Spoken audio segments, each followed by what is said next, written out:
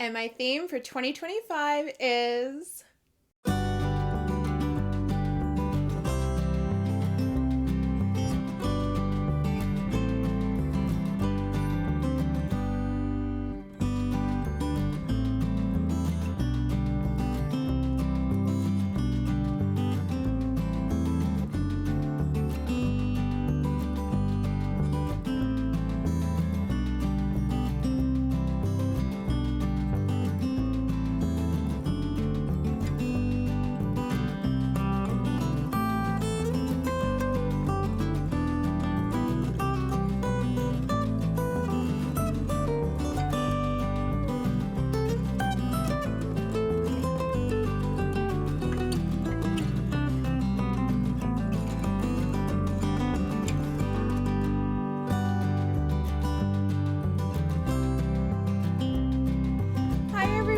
And welcome to episode 29 of the Knitted by Whitney podcast. It is the first podcast of 2025. It is so exciting to be back with a regular podcast episode. The last one that I filmed was back in November, so it has been a bit of a break. So I have quite a lot to show you today. I have 2 finished objects, 5 whips, I think, 1 yarn from my stash spotlight, and 2 book reviews. And yes, I'm going to be diving into my theme for 2025. So I'm not typically a New Year's resolution person. I like to choose a theme for my year going forward. My theme for 2024 was Follow the Joy. And that came in handy because 2024 was a rough year for us. If you want to learn more about that, I have recently posted my Everything I Frogged and Finished in 2024 video. And in that, not only do I go through the items that got finished and the items that did not get finished, but I also talked through how my mental health affected my knitting throughout the year. So if you want to learn more about that, you can go check out that video. I'm not going to get to the theme until the end of the episode, so let's get started with what I usually do in my podcast, starting with what I'm wearing, because I'm wearing one of my finished objects. This is my last finished object of 2024. I got it in just under the wire. I finished it on Christmas Eve, and I blocked it on Boxing Day. This is my newly finished Arcuate vest by Charissa. I'm going to include some pictures because I'm sitting down and you only really see about half of the vest. And I am overall very happy with this vest. My only problem is I think I chose the wrong size. I was gifted the pattern from Charissa in exchange for some tester feedback because a lot of the upper sizes did not get tested. And I have since given that feedback to her, but I haven't heard back yet, so hopefully my feedback was helpful to her. I chose to make size 6 of the pattern, and if I remember correctly, that was 49 inches to 53 inches for the bust. And I felt that that would work for me because my bust tends to waver between about 50 and 53 inches. And in hindsight, I really think I should have gone with a smaller size because there is ease built into the pattern. And the actual bust size for the pattern for size 6 is 57 inches, I think. And I typically don't wear that much positive ease with my pieces. I tend to wear more neutral ease or very, very small positive ease. Obviously, I love the vest. I am going to wear the heck out of this vest. And I love the color. I think it's going to go so nicely in my wardrobe. But I do find that it is a little oversized compared to what I would prefer to wear. I'll put a picture on screen because I did take some photos of this just over a small, a tight-fitting long sleeve shirt, and I could really tell how much excess ease is in the pattern. And I think when I go to knit this again, I will knit size 5. Now there is one bonus to changing sizes, and no, it's not just having fewer stitches to cast on. With the pattern, there are different sizing, different cable charts depending on which size you're making. The odd numbers only have to look at one cable chart, the even numbers have to look at two, but please don't let that deter you from the pattern. This one is super easy, and the reason being is that when you cast on, when you're ready to start doing your cable pattern, once you've finished doing the ribbing at the bottom, just put in stitch markers for all of the repeats and use different stitch markers to identify where you're switching to the other cable pattern, because it's not exclusively going back and forth between the two charts. It's all cable chart 1 for this whole section and then cable chart 2 for this little section, because all of your cables are done on the same row. So you don't need to constantly be flipping back and forth between the two charts. You're doing the same things on the same rows. It's really simple. So I don't want that to deter anyone from picking the appropriate size simply because you'd have to look at two charts instead of one. It really was very simple, I promise you. The pattern is absolutely wonderful, and I loved knitting this project. I found the instructions in the pattern were really clear and easy to follow. There were a lot of extra pieces of guidance in the pattern to help you when you were changing from knitting in the round to knitting flat, basing where you need to pick up stitches and whatnot. One of my favorite things that was listed in the pattern was it does give you a number of stitches to pick up for the underarm and the neckline, but it also gives you a pickup rate, and it tells you directly in the pattern it's all right if you don't hit that exact number. Focus on the rate of pickup over the number of stitches, and it gives you an alternate pickup rate if that first pickup rate is not the correct one for your comfort. Absolutely loved that. That was so handy, and it's just a little detail that I've honestly never seen in a pattern before, especially when it comes to picking up a neckline or whatnot. And that's really helpful for me because I don't think I've ever gotten the correct number of stitches for a pickup that's listed in a pattern. I've always had a different number of stitches. But really, it's not the exact number that matters unless you're doing a specific pattern that requires a certain number of stitches. And for me, if I've picked up a different number, and let's say I need an even number in order to do a 1x1 rib, if I get to the end and I have an odd number, I just do one last decrease at the end to make it an even number. I'm all about keeping things as simple as possible, and especially when it comes to details like that, such as a pickup, it doesn't need to be exact. You just need to have something that works for the pattern. So for example, if you're doing an armhole pickup, comparing the Arcuate vest to my baigneuse tank top, which you know I had a nightmare with, I used a really tight pickup rate for that tank top in order to close in the really large armpit. This one with the Arcuate vest, I kept the pickup rate the same as was directed in the pattern because I'm going to be wearing it over shirts such as this lovely balloon sleeved, I think it's a linen blouse, maybe a cotton blouse, not quite sure. I initially bought this for my Halloween costume, and I'm actually getting a lot of wear out of it in my everyday wardrobe, so I'm very happy about that, and I really like it with the Arcuate vest. We were at our local bookstore today, and Doyle took some photos for me, and I love them so much. But that's just one thing that I loved about the Arcuate vest was those little details in the instructions. I found them so helpful. It is a bit of a slog when you first get started because you are starting from the bottom. It's a bottom-up design. But in the end, I was actually kind of grateful that it was bottom-up because I got incredibly comfortable with the cable pattern. I got really comfortable with cabling without a cable needle. I always cable without a cable needle if I can. This is a very rustic wool. This is Sandnes Garn Tauve, and I think the color is called Golden. But this is yarn that I got from one of my local yarn stores when they were closing down a couple years ago. And I found that starting off at the bottom, you get so used to doing the pattern, you get really, really comfortable with it.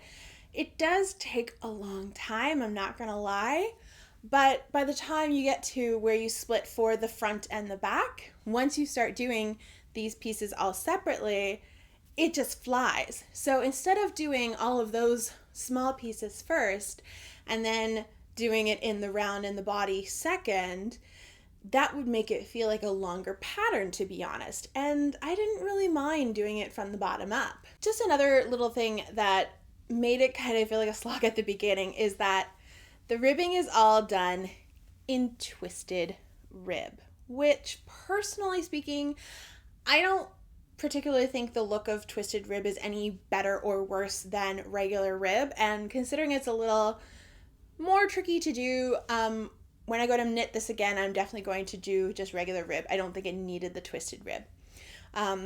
Possibly at the V, maybe the twisted rib makes that stand out a bit better, but honestly, I think that would have looked just as good in regular rib. So when I do knit this again, I will do regular rib. Probably one of my favorite things about the pattern is the cable chart, because it looks like you're doing different cables, but in actuality, you're doing the same cable in different lengths.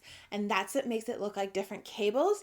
And that's really what makes it an easy knit, because you're just doing the exact same cable every time you're on a cable row. You're just doing them at different intervals and in different places. So it gives you the visual interest of different cables while still being easy to knit, like doing the exact same cable over and over again. And for me, that was perfect, because I don't like repetitive cables. I find that that's not visually interesting to me. I like the look of a variety of cables, but of course that's really challenging to do because you usually need to follow an intense cable chart where everything is different. This was that perfect happy medium, and I loved it. So that was my Arcuate vest. And yes, I am going to make this vest again. Next time I will make size 5, simply because I want less positive ease. I don't know yet what color I will make or what yarn I'll choose. I just know I do want another one of these in my wardrobe that does fit me a little bit better.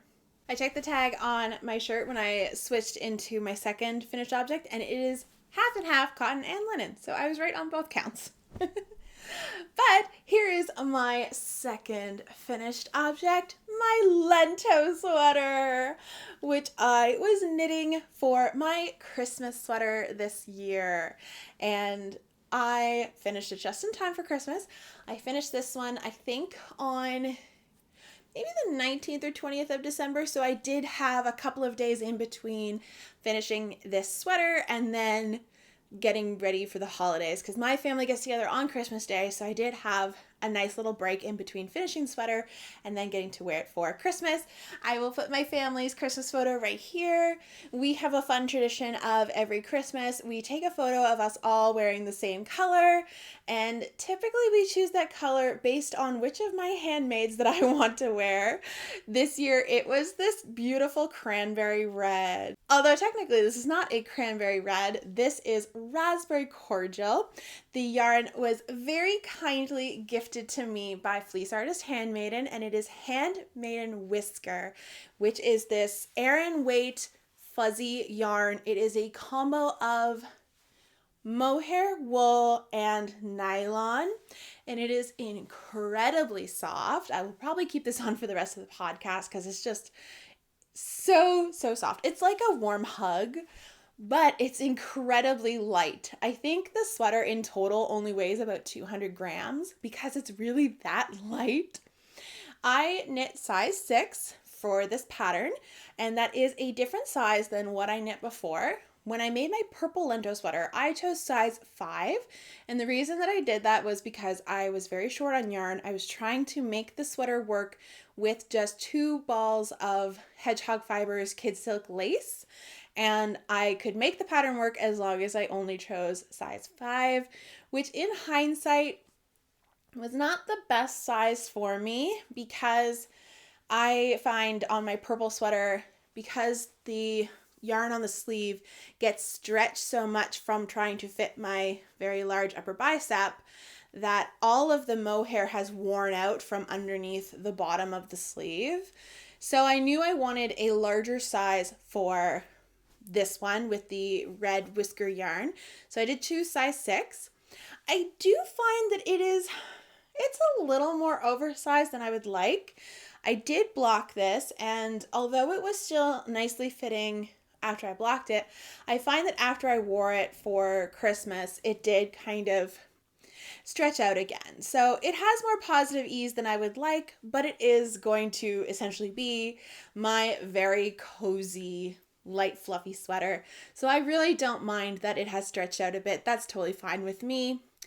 The problem that I encountered with doing size 6 over size 5 was with my sleeves. So it's a raglan style sweater, so when you go to pick up your sleeves right down here, there is a decrease rate. It's a pretty standard decrease rate, but I found that once I started doing my cuff was still down to about here. And from what I've said about my Dartmoor sweater, which is my orange sweater that I finished last year, I don't like those open sleeves of those like straight sleeves. I find that my arms just get kind of chilled and like the air gets into them no problem. And also when I go to like push them up to wash my hands and stuff, they tend to slide back down because they're very open. But I do love that sweater, and I wear that sweater all the time, so clearly it's not bothering me that much. But I knew with my Lento I wanted to try and mitigate that. So when I was only about maybe a centimeter into the cuff ribbing and I realized, oh, this is still quite wide, I went back to my last row stockinette before the cuff, and even though I had the correct number of stitches, I did another set of decreases, and I think I would knit 4 stitches and then decrease 2, like knit 2 together. So I think I ended up taking about a quarter of my stitches away. I don't quite remember exactly, but I just looked at what the number of stitches was, and I found a decrease rate that would work with that number of stitches.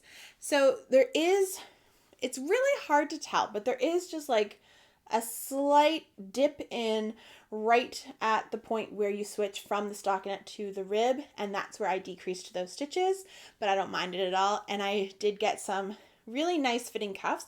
I did do just binding off in pattern, and this one ended up being the perfect looseness, tightness, elasticity, whatever you want to call it.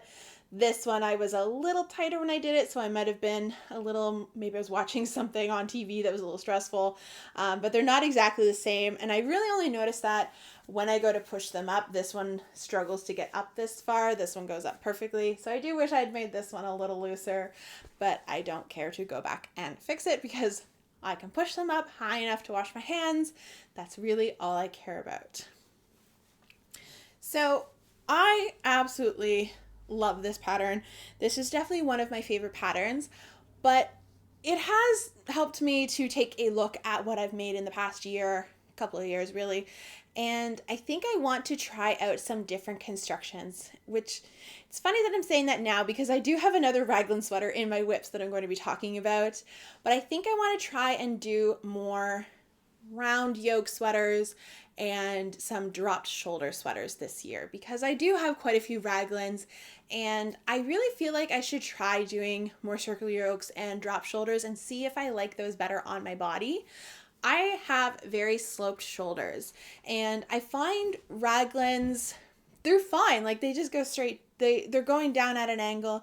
It doesn't really do anything weird with my shoulders, but I feel that I have the right kind of shoulders to do a circular yoke or to do a dropped shoulder, and I just kind of want to have a few more of those in my wardrobe. Like I said, I wear my Dartmoor sweater all the time, and that's a dropped shoulder design, but I would like to do a few more non-raglan sweaters in the new year. So I say I have 5 whips, but really I've only been working on one of those whips over the past month, but I do have a little bit of progress since the last time I showed some of the other ones, and I do want to show them. Starting with a pattern that I probably haven't shown you in about a year, because this is my hat that I've been working on. I think it's just like the Pearl Soho Easy Ribbed hat. I don't remember the exact name, so I'll put it on the screen. But this is my hat that I've been working on, and I think the last time I showed you was maybe the end of 2023, but I said that I wasn't going to be showing this all the time because it's just my I think I mainly take it to my hairdresser. Like that's the most often that I work on this hat. But it's like my anti-anxiety knitting, my crowd knitting, that type of thing. I think I took this to our local Comic-Con this year. But I haven't shown you this in a while. And this started off, I think the last time I showed it, I only had about this much done. So in a year, I have done about 10 inches. And it does look quite long for a hat, but what I'm doing with this one is I'm trying to use up as much of the yarn as I can because it's a very special skein to me. This is Malabrigo Arroya, I think, and it's in the color Glitter. And the reason that I'm knitting it as long as it is because I want to be able to double fold the brim. So my hope is that I can get this same nice wide brim a second time, and I can have basically a triple thick hat right over my ears. Now, I do still have a good enough amount of yarn left that that's definitely a possibility. I still have, oh my gosh, there's so many strings hanging off of this. I still have probably half of this ball of yarn left, so there's still quite a lot of it. But like I said, this is very special yarn to me because I purchased this yarn at Gaspereau Valley Fibers the day before my wedding. I had gone to the valley to pick up my flowers because that's where I got my flowers from. And my maid of honor and I made a stop at Gaspereau Valley Fibers and I picked up this yarn and I really, really love it. It's such a beautiful color. Doyle has already claimed this hat, but I warned him he cannot claim it just for himself. We are definitely sharing this hat because how special the yarn is. Also, I love this color. It does look incredibly similar to the yarn that I used for my Arcuate vest.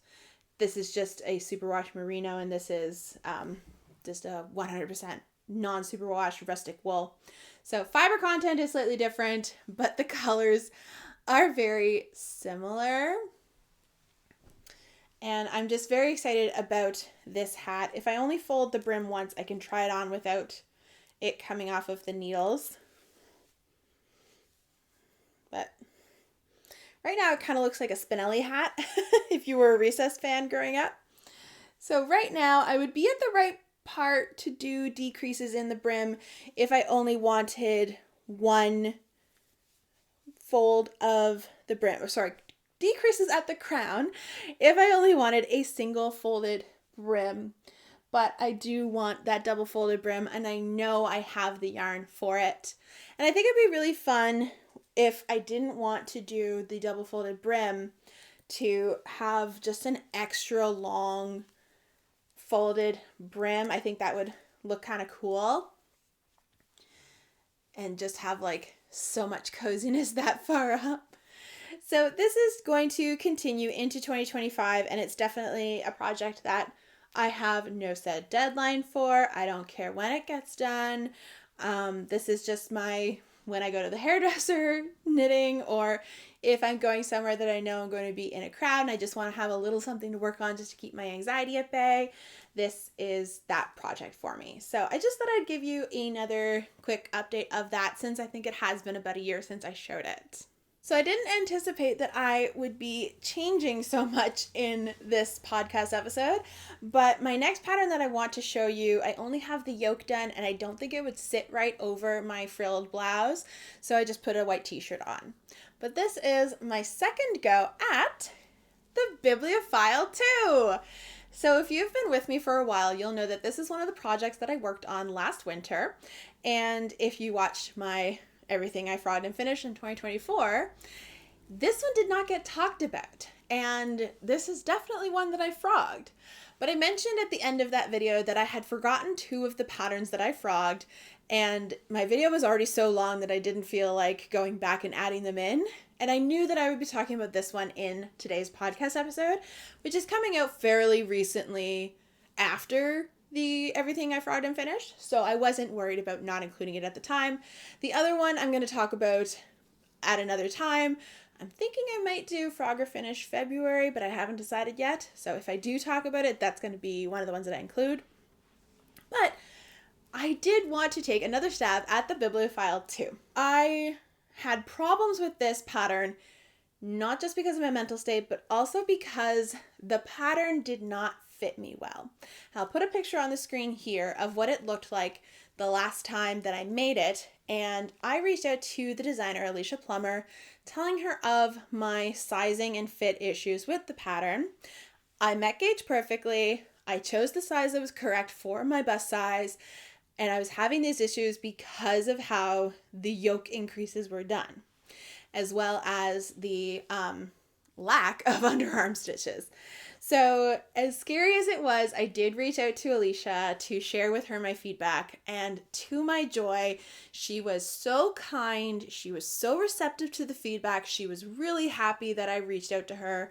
Even though I was telling her, hey, there's these problems with your pattern, she said that she would have much rather someone tell her that something was wrong with the pattern rather than have the pattern sit there being incorrect and not fitting people because no one had wanted to reach out and no one felt comfortable reaching out. So in the end, I'm so glad I reached out. She was so incredibly kind.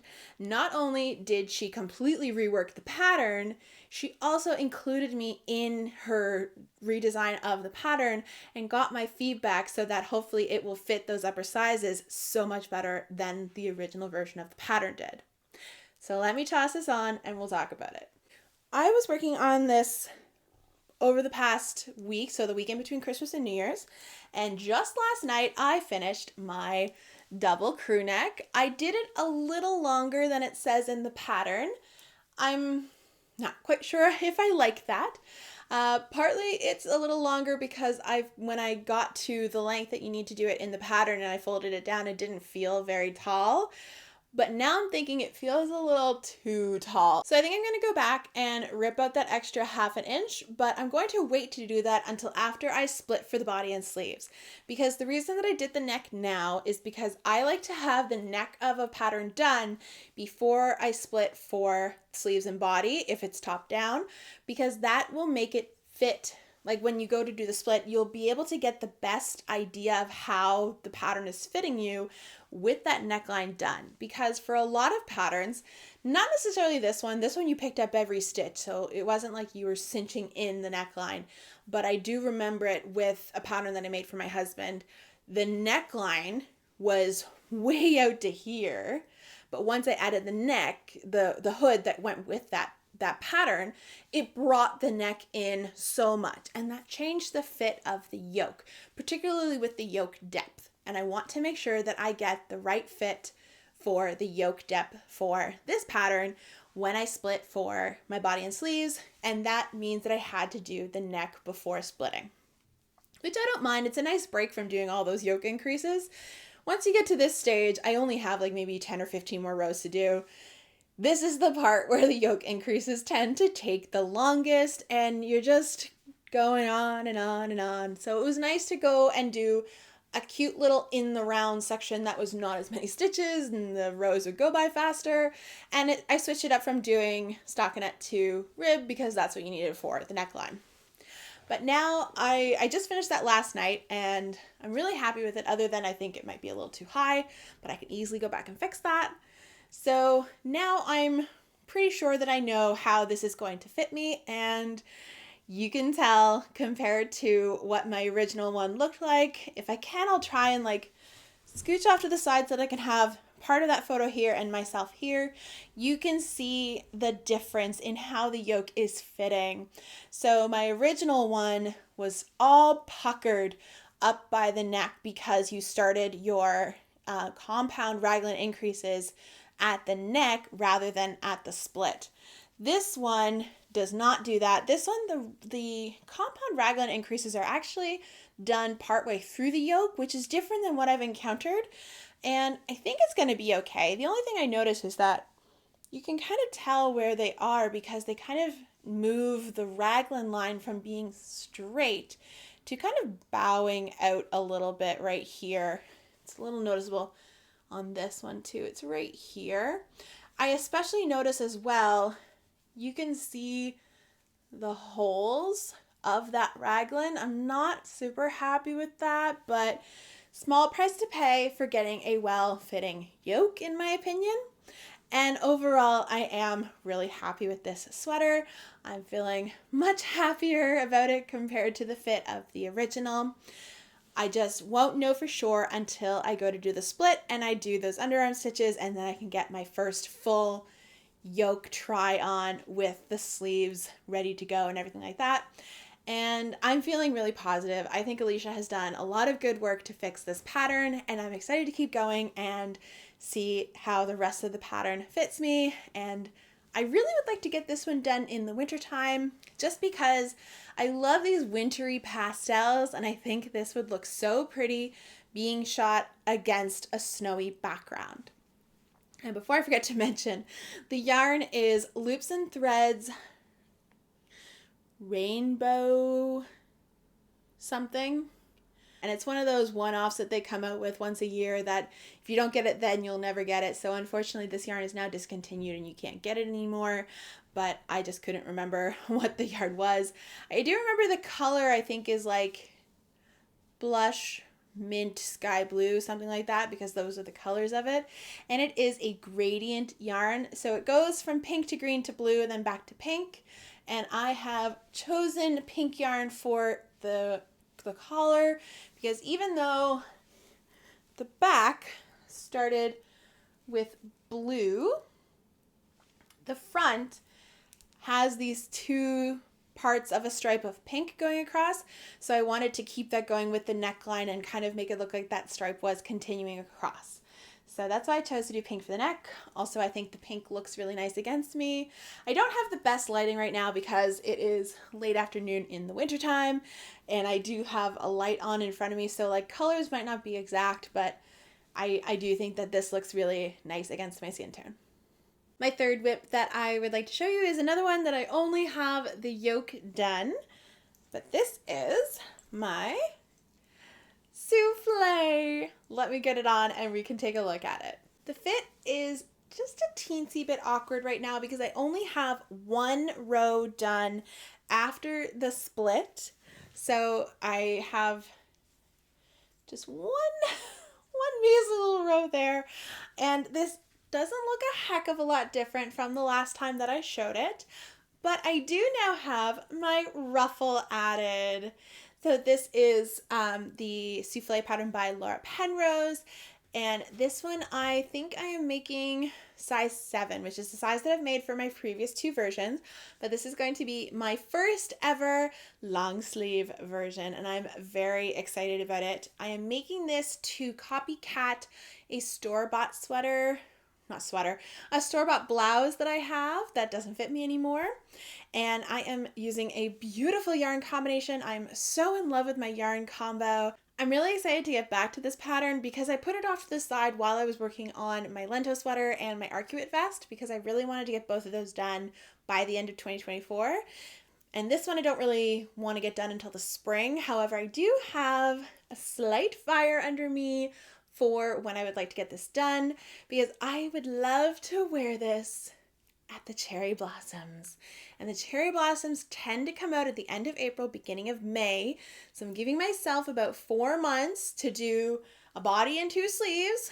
That's doable. I can do that as long as I stick with it and get it going because really I'm just doing stockinette in the round. And I am absolutely loving this pattern. I think it's so beautiful. I have always loved this pattern. It's one of my favorite things that I have in my wardrobe, and I'm really excited to finally have a long sleeve version. I am going to be doing the body before the sleeves just because I want to make sure that I get the length that I'm happy with before I take on the sleeves, because I would be okay if I got maybe like 3/4 length sleeves, bracelet length sleeves, even just like elbow length sleeves, but I really want to make sure I get the body length that I want. I don't know if I'm really playing with yarn chicken. I don't have extra yarn. That's all I'll say. So I'm not quite sure if I will get the length that I want out of the body and the sleeves. I'm hoping I will. I don't have a lot of concern for worry, but you know, there's always that potential. I'm limited with the mohair. I know that for sure. And I did use just the mohair by itself for the yoke. So the 2 yarns that I'm using, technically 3, I'll get to that in a second, for the mohair, I am using Sugar Bush Yarn's Drizzle in the color Pink Puddle, which is a discontinued yarn. And when I get to the body, I'm holding that along with 2 strands of Trailhead Yarn's Cabot Trail, which is a 100% tencel yarn in the color Unicorn Tears. So there is just a slight color difference between the mohair by itself and then the body. But I'm using all of these yarns together because I had initially planned to use just the tencel by itself, but I knit my light blue version of the souffle blouse using just the Trailhead yarns, and it needs the memory of the mohair to really hold it in place. That one I find the ruffle and the sheer section tend to dip a little lower than I'm comfortable with. So I always need to wear something underneath it. So I want to try and mitigate that with this one by using just mohair for the sheer section at the top and then holding mohair with the tencel yarn for the body. I had to use a different mohair for the ruffle, and the reason that I did that was because I want to make sure I don't run out of the pale pink, the puddle pink. And I knew I wouldn't mind if the ruffle was slightly different. I'm also going to use the this darker pink, which is Knit Picks Aloft in the color Blush. But I will also be using that for any of the times where I'm doing the folded hems to go on the bottom of the hem where you won't even see it anyway, just to give me an opportunity to save a little bit of yardage with my puddle pink mohair. So I am kind of, it could be yarn chicken. Maybe it's just like I would have exactly the amount that I need, but I just want to make sure that I get the length of body and sleeves that I want. So I'm probably going to be working on this one more going into 2025. I might do the I-cord neck next, and I'm very excited because I'm going to be using my Cordsmith to do that. If you haven't heard of it, the Cordsmith tool is an I-cord tool. It is the original I-cord tool. There are other versions out there that are not the original. The original is the Cordsmith, which is made by Autumn Goodman, who also runs the Size Inclusive Collective. And these tools are so cool. It is 3D printed with 3 latch hooks at the end. I don't have it with me right now, but when I do my neckline, I will show it in the podcast, but I will definitely link it below. This is such a game changer if you need to do I-cords. It just cuts the time into a fraction. So I'm very excited to use that on this pattern. This will be the first time that I've done a pattern that includes an I-cord since I received my Cordsmith. So I'm very excited to get to use that and get to try it out. I think it's going to make it go so much faster, and I'm just so excited to try out that tool. So I'll give you my feedback the next time I show off this pattern and once I get my I-cord neckline done. I've just shifted my lighting a bit because it's starting to get really dark, so I've turned on more lights. It looks like it's a little more yellow in camera. I do apologize about that. So not counting the hat, this is my 3rd whip. This is my husband's Gigi Cardi, which I can't remember how much of this was done in my last podcast episode or the last time that I showed it. I know I showed it in my winter knitting plans video, and I think I was ready to either split for the sleeves or I was ready to start the first buttonhole. I honestly can't remember which stage I was at, but I am ready to do the first buttonhole. I have already split for sleeves, and I would very much like to get this done this year. I had originally told my husband that I would get it done for our anniversary, which was back in October. As you can see, it did not get done, but this is definitely a priority for me in 2025 because I really want to make him some other patterns that I have had come across my desk. And I don't want to start any of those until I finish this one. He would really like to have a cozy cardigan, so this is what I will make for him, finish this first. So I don't have much to say about that other than this was originally a failed project from 2024 that I picked up again and I got going again on it, and I would really like to finish it in 2025.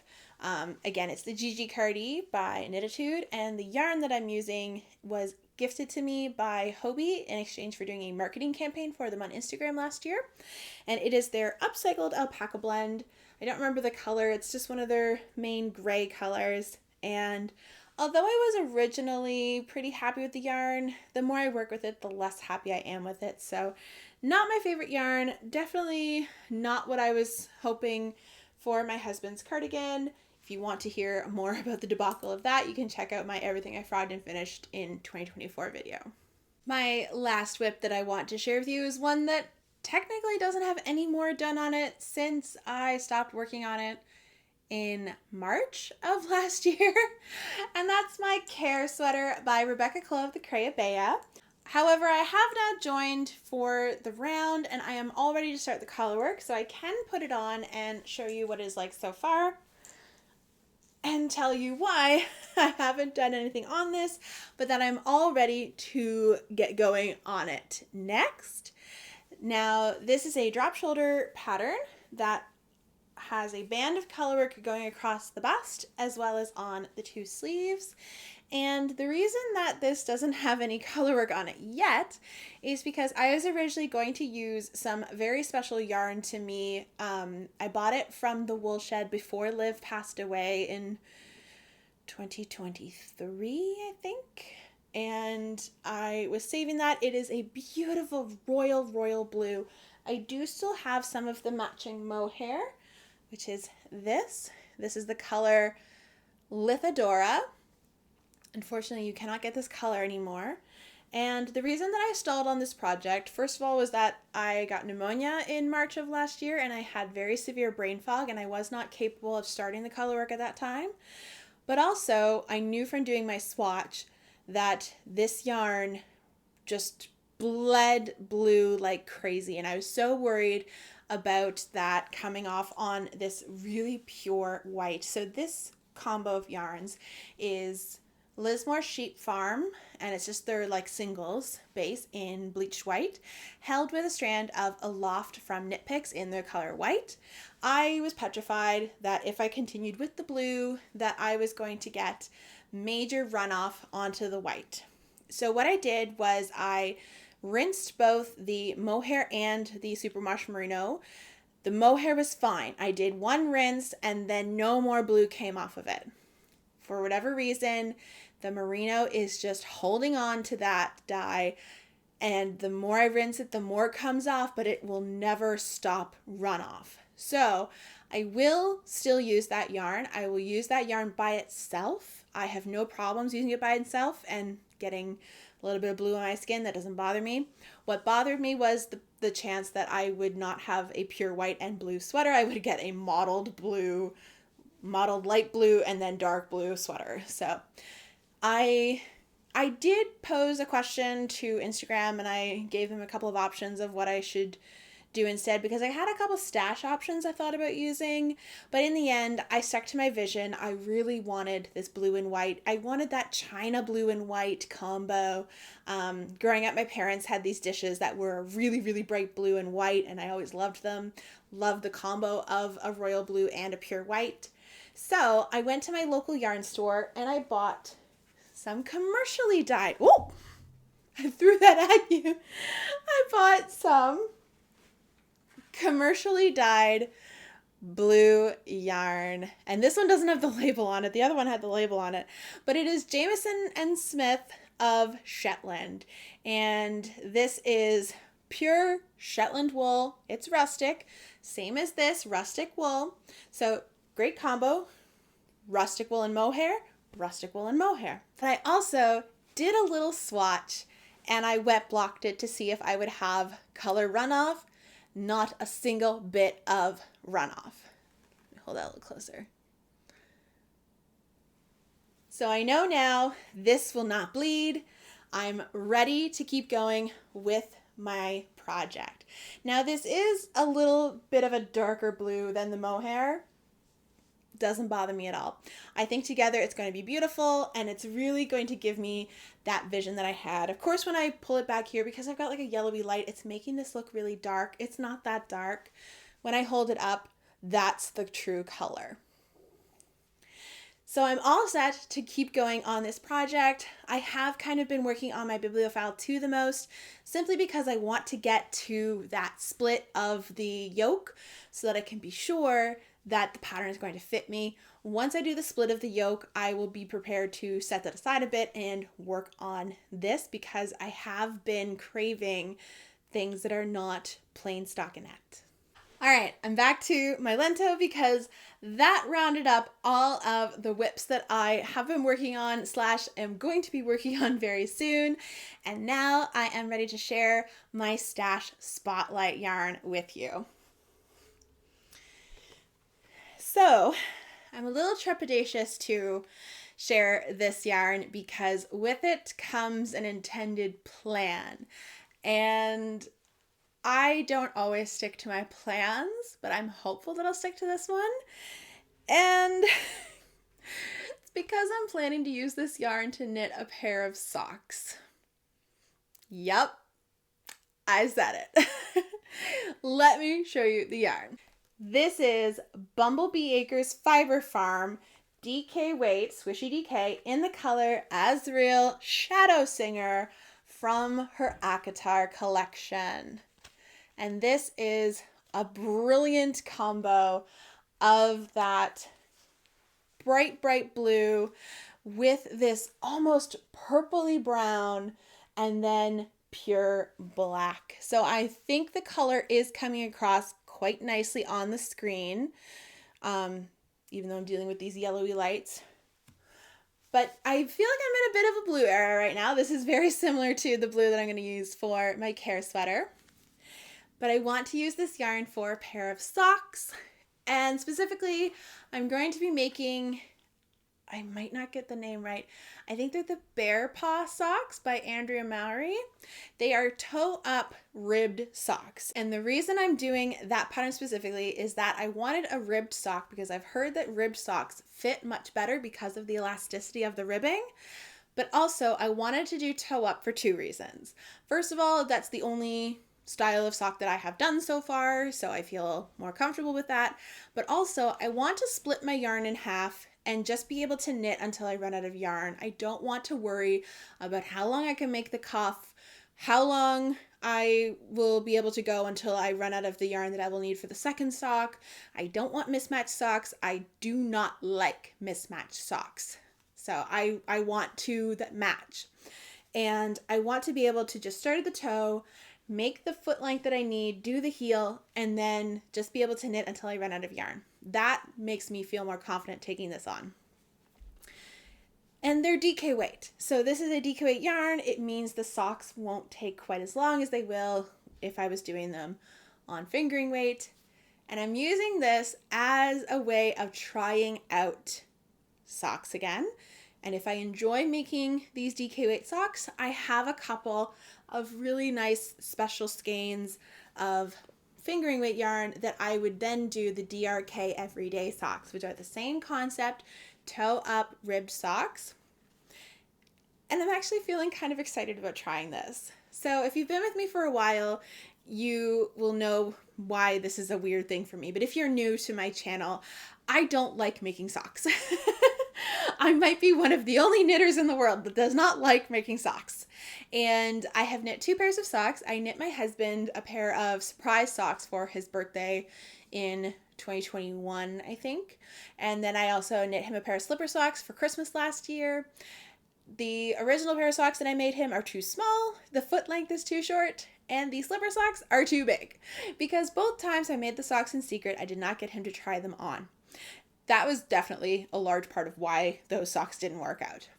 But I want to try making socks again, and this time I want to try making them for myself because if nothing else, these would be really nice hiking socks because these are a really good, it is superwash wool, but it feels like a really sturdy superwash. It's 75-25 superwash merino wool and nylon. So that's like the perfect combo for a sock yarn. It means that I can toss them in the laundry too. I don't have to worry about them shrinking because I don't want to hand wash knit socks. I want to be able to just toss them in the laundry. If I am worried about them shrinking, I could always just like only put them in the wash and then take them out and lay them flat to dry. But these could be hiking socks. These could be like lounging around the house socks.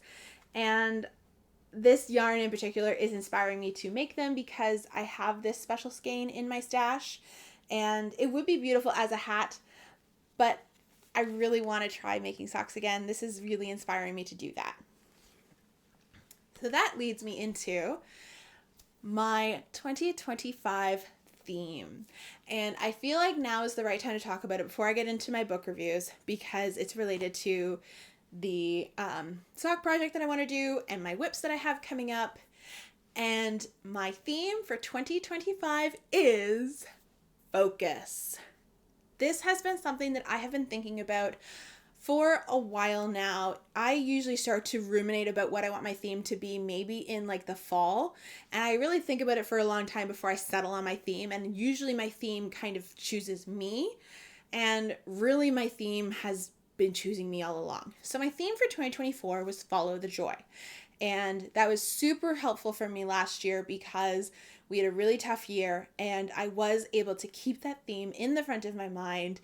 Even on our really hard days, I was always looking for that one moment of joy, and I always found it. Even if it was something simple as just listening to one of my favorite songs, that was a moment of joy. And that theme, I'm just going to keep with me probably for the rest of my life because it's a beautiful theme to have. But my main theme for 2025 is focus. And my husband and I have both decided that we want 2025 to be a year of focus, a year of renewed focus, a year of focusing on ourselves, focusing on our relationship, focusing on our hobbies, and doing things mindfully, doing things purposefully. For me specifically, I want to focus better in my work. I'm enjoying a really wonderful time off for the holidays. I was able to take a lot of vacation time this time of year, and I feel like when I come back in January, hopefully I will have renewed energy to then focus on my work. I do have a couple projects that I really want to get done this year at work, but I also want to focus on my knitting, and I want to pick projects that require more brain power. I've been doing a lot of repetitive, stockinette, mindless, patterns I've done before, patterns I can trust, all that kind of stuff, because I've been in a period of needing comfort for the past couple of years with my hobby. And we're at a stage in our life now where we've had a couple of bad years of not so great things happening to us. We're finally, knock on wood, in a period where we seem to be okay. Everything seems to be okay right now. And I feel like we're ready to not stress about stuff anymore. We don't have to worry about some things anymore. We can bring that focus back to ourselves. And for me, that means I want to pick patterns that require more focus. I have 60 patterns in my Ravelry queue. And of those 60, a lot of the ones that have been there the longest are the ones that require focus. They're colorwork patterns, or they are shawl patterns that just are really big and have a lot of motifs, or they are heavily textured patterns with interesting construction. I have a brioche yoke sweater that I have been wanting to make for years that I know I will love to have. And I just keep putting these patterns off because I just haven't had the extra brain power to put towards them. And I think this coincides nicely with what I'm seeing among other knitters that I follow. So I know M to the Third, for example, Mackenzie, they're doing a bucket list make along, I think it is, and it runs from January to October or January to November, and they're encouraging people to tackle a project that has been on their bucket list for a few years, something they've just always wanted to work on but they just haven't gotten around to yet. And I think if I join that make along this year, I will do that brioche yoke sweater. It's the Lizzie sweater by Sosu Knits, and it's one that I have been wanting to make for years, but it is a geometric brioche yoked sweater in fingering weight yarn. And it's been a couple of years since I've done brioche, especially two-color brioche. So I kind of want to give myself a practice project beforehand just to sort of remind myself how to do brioche before I'll feel comfortable taking that project on.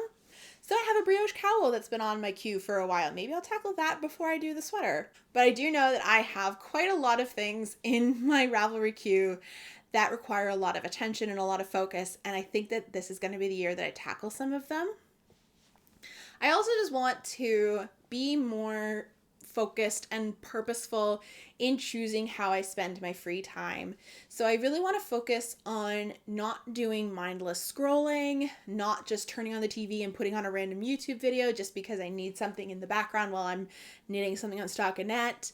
My husband and I have said that we want to focus on watching movies and TV shows, but we will still watch those cozy YouTube channels, the lo-fi ones. They have weird AI art, but it's all really pretty, and they play really cozy, relaxing jazz music. We'll still watch those videos, but we want to be more purposeful about our viewing experiences this year. We want to focus our time on things that bring us a lot of joy. So for my husband, he dropped off reading a lot this year, and he really wants to do more reading this year. I want to focus on these knitting projects that require more attention. I've also noticed in my reading, so we're going to segue into my 2 book reviews very soon. I've been noticing that over the past couple of years, my average rating for books has been pretty meh. I usually have between a 3 or a 3.5 star median rating. And to me, that means that I have spent a lot of time with books that I don't really care about. And I have had a couple of bad books this year. House of Flame and Shadow for one. The Sarah and Niktos book from Jennifer L. Armentrout. Oh, I had so many this past year that I was just like, I used to love this author. I used to love these series. These books are terrible. At least in my point of view. Like, I hated the books for different reasons, and I've talked about them in some of my podcast episodes. I don't think I have one. No, I didn't talk about the Sarah and Niktos book, the most recent one, but I did talk about the third one in the series when I read that, and I was severely mad at that book. Moving on, though, I want 2025 to be a year where I give up on the books that I don't like, and I focus my time on reading books that I know I'm really enjoying. So that segues into my 2 book reviews of the episode, one of which I have the book, the other one I don't. So let's talk about the book that I don't have first, because I listened to that one on an audiobook format. And that was A Merry Little Meet Cute by Julie Murphy and Sierra Simone. I love Julie Murphy. She's definitely one of my favorite authors. She is a plus-size author. She writes plus-size heroines. This year I read If the Shoe Fits, which was a retelling of Cinderella, which I gave 5 stars to. I loved that book. She also wrote Dumplin', which is her more famous one. That's the one that was made into a movie with Danielle McDonald and Jennifer Aniston. I love the characters that she writes. They're so, so good. Sierra Simone was new to me, but one of my internet friends who she and I have been friends for quite a few years, and we both have very similar backgrounds. She is a big fan of Sierra Simone, and she highly recommended her to me. So I know that I picked good authors, but this was the first time I have ever read a holiday book, and it was adorable. This one will not be for everyone because this was quite a spicy romance novel. It works for me. It might not work for everybody. I think I read someone else's review of it who said that they did not appreciate how spicy it was. They thought it was overly spicy. I did not think that. I thought it was either the right amount or I could always use a little extra. Because when I read romance books, I want them to be spicy. That's what I'm looking for. But this book was, oh my gosh, I don't think I've ever read anything like this before. First of all, I've never read a holiday book. Second of all, this was a story of 2 characters, one of whom is a washed up boy band actor. He was a singer and now he's trying to be an actor. And a plus size porn star. And they come together in the little town of Christmas Notch, Vermont to film a holiday historical romance movie. So they're filming like a Hallmark style movie, and it is called Duke the Halls, which can that be a real holiday movie? Because I would watch the heck out of that. But they are filming this movie and they have instant chemistry.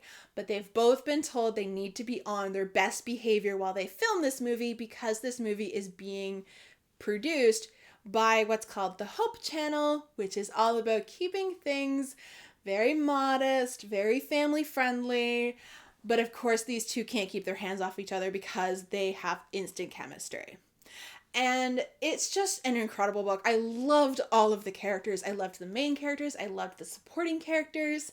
I thought the drama that comes up, like the third act drama in the romance novel, it suited the characters, it suited the storyline, it was believable. It wasn't one of those things that could have been solved with proper communication. Like, it was a proper obstacle that they needed to get over, and I just loved it. But what I really loved personally was the respect given to the main female character in the spice scenes. And I just loved that it didn't minimize her experiences as a plus size person in those particular scenes. It was very respectful of her. The main male character was very respectful of her. And I find sometimes when I read books that feature a plus size main character and there's spicy scenes, sometimes the main male character will come across as having a fetish. I did not feel that way at all about this book. It was very respectful. It was very honest. It was very genuine, and I loved it from start to finish. I gave this 5 stars. I listened to it on audio. It was incredibly spicy on audio. But I started this because I was listening to it while I was trying to finish off this sweater. I was trying to do my ribbed hem and the bind off and everything. I was so close to being done. I really wanted to be done. I wasn't getting enough of a distraction from I was getting too much of a distraction actually from watching TV. So I put the audiobook on and I flew through half of the audiobook the first time I started listening to it. And it was amazing. I loved it. I loved every single second of it. So I highly recommend that book. I know we're past the holiday season now, but if you want recommendations for next holiday season, I highly recommend A Merry Little Meet Cute. So if you've been with me for a while, you'll probably know that my husband Doyle and I celebrate Jólabókaflóðið, which is the Icelandic Yule book flood. It is the tradition of exchanging books on Christmas Eve and then spending all evening reading those books. And this year was a heavy hitter when it came to the books that we gave each other, because I gave Doyle a book that he's flying through right now. I think he's finishing it right now, and I have already finished the book that he gave me, and it was a 5-star read. It was The Bridge Kingdom by Danielle L. Jensen. And this is an author. This particular book has been on my to-be read list for a couple of years now.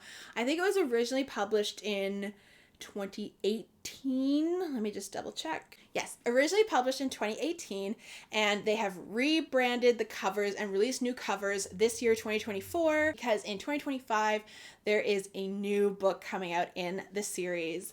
Technically there's 2, but I don't know if the 4th book is just a re-release that was previously released, but I know the 5th one coming out in April is definitely coming out for the first time, and in preparation for that, to drum up more interest, they drew new covers.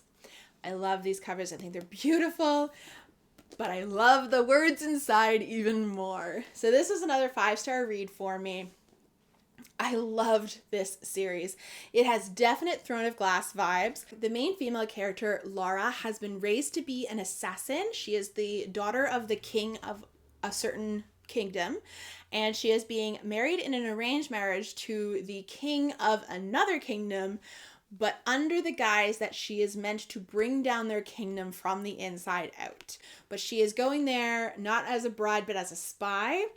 And of course, you know, the king of this other kingdom, Aaron, he's not born yesterday. He knows that she's a spy. He knows that she's set to destroy his kingdom or something like that. He just has a feeling about it. But they have incredible chemistry and they start to fall for each other.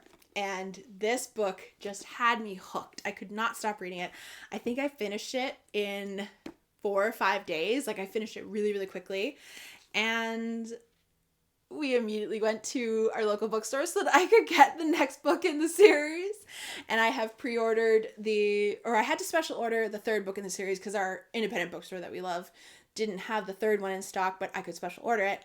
And I have pre-ordered the 4th and the 5th because the 4th one comes out on January 7th and the 5th one comes out on April 8th. So I am so excited to have found a new fantasy series to dig my teeth into.